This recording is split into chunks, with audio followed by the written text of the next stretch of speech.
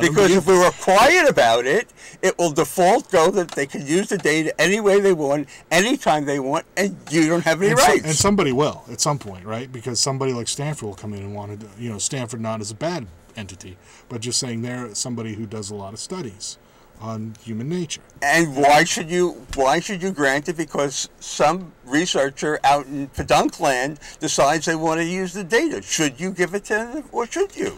It's an open question. It's fair. It's a fair question. I think no, though. I think, we talked earlier. We talked in previous times. Well, we don't agree completely on this. We're sort of. I mean, sometimes. We're sort of, but I'm saying that I'm not saying we are. I'm just saying we talked earlier, and I said that the public good trumps self-interest, and I think that you can make a case for whatever anybody wants to do with that data. In the example you gave, is self-interest. Well, this is benign data, okay? Right, that we're talking about. So it's an easier kind of discussion to what you're able to agree with. But that's the first domino to fall, right? The benign data. Because exactly. This has been the subject, I think, with medical data for a while, and the positives of medical data. It is an issue. Yeah, which it seems like... And a concern.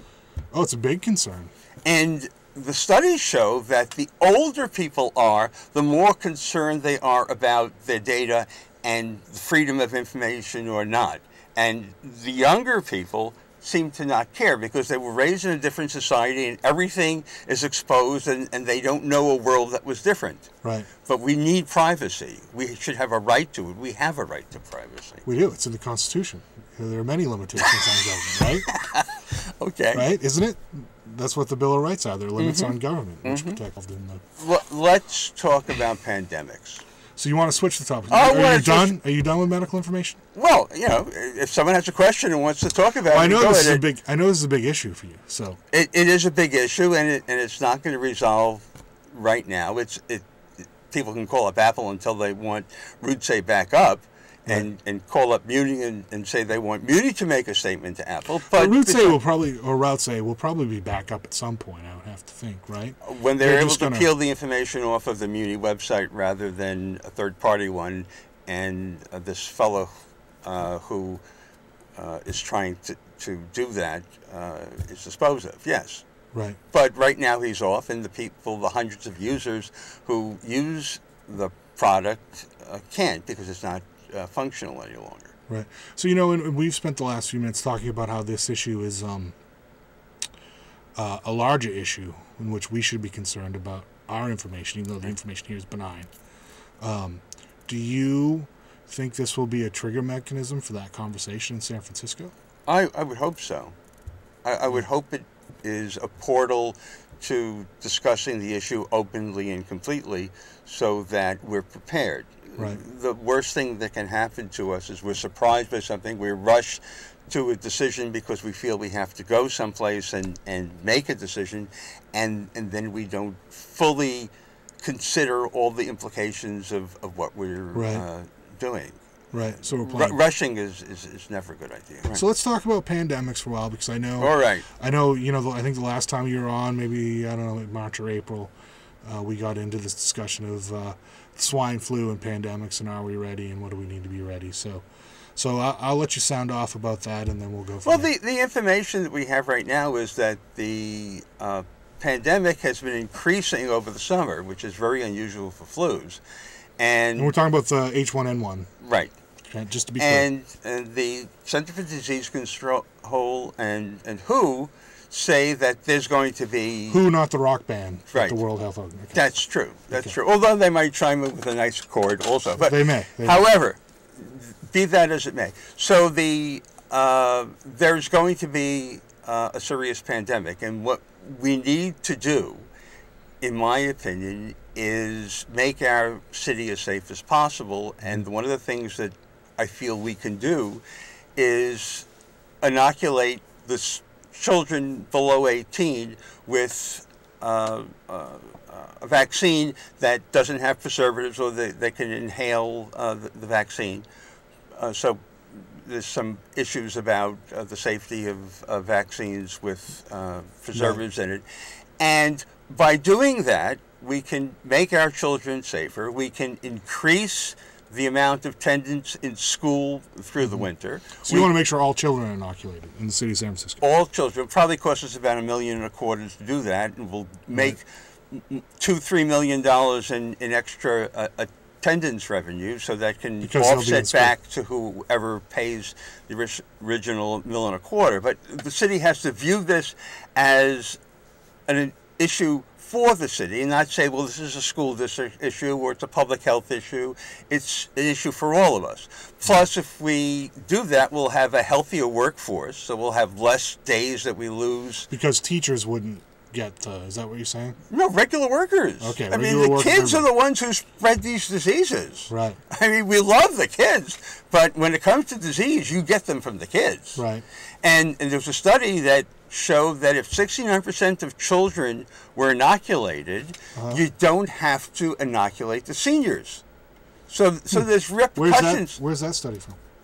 From Dayton, from 3 years ago. When I first started doing my Senior Dad webcasts, right, that was one of the issues that I looked at because I was afraid of a flu pandemic at that point, and I asked the city what they were going to do and what the school system was going to do, and basically they're going to So you're trying to get the ball rolling, though, on this whole idea of it's now of immunization for the children.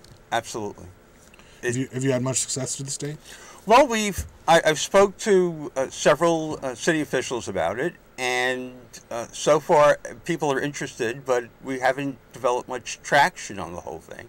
And one of the reasons is I think one group has to pay for it, and the other group gets the financial benefit of it. So you need to have people talk and find out a way to marry the money, because it's an overall gain for the city just in attendance versus what we expend. So it's a plus there.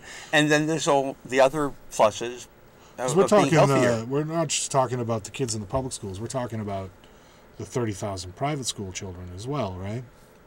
I don't think there's that many private school children. Last I knew, it's somewhere, maybe 25 30%, but whatever. 30% children. I mean, let's not pick on kids because they're going to private school. No, okay?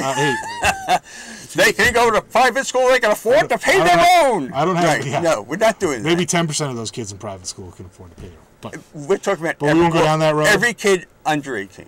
Every kid under 18, and okay, $1.5 million. So what about a shared source of funding? Because technically, if you're saying that the benefits will benefit the workforce, then the city will gain out of that investment. The city will gain from it many ways, and it's a matter of us energizing everyone to get there. Today, the Obama administration said they're going to put $2 billion into pandemic. So I don't know what form. So they're taking it seriously. Everyone should. Yeah. I'm just saying, they are. Absolutely. I'm not saying everyone is. I'm saying that it sounds like the Obama administration is. Absolutely. It's a clear and present danger.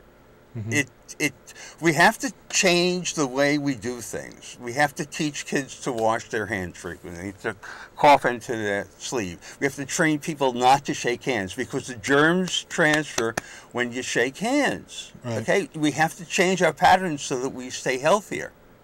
Now, this flu unfortunately attacks children more than it attacks adults. Like, I guess we've built up immunities, and we have to protect our children. Right. Okay? And we can't wait. And you can't wait to see whether it comes and whether it gets really bad before you act. Right. And it's, and $1.5 million doesn't sound like a lot of money, even in this budget crunch, particularly if you're going to leverage it against federal dollars. Right. So I mean, it sounds like something that can be done. Hopefully, the Board of Supervisors and the Mayor's office and the school district would pick that up. This actually could be a perfect issue for the city school district subcommittee, whatever that is, that never does anything. But this would be a policy issue that they could actually probably pull together, which I doubt they will.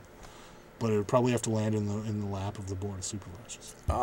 You never can tell where you're going to find leadership. Well, okay, yeah, maybe I'm making an assumption there. I don't know if that committee is going to supply the leadership, but I think there are plenty of elected officials in this city who could step up and provide. It all makes good sense for us. Yeah. It's how we spend our money that's important. Right. So, Stan, I'm with you. We got about